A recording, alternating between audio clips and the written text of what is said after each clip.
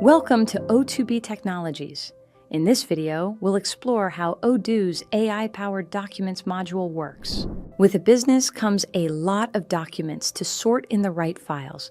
I just use AI prompts to organize all of my documents. I describe my sorting rules based on my needs, and Odoo takes care of it instantly. So when I upload new documents, they are immediately sorted where they should be.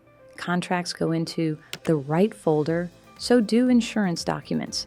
And even better, activities are automatically created for the right assignee.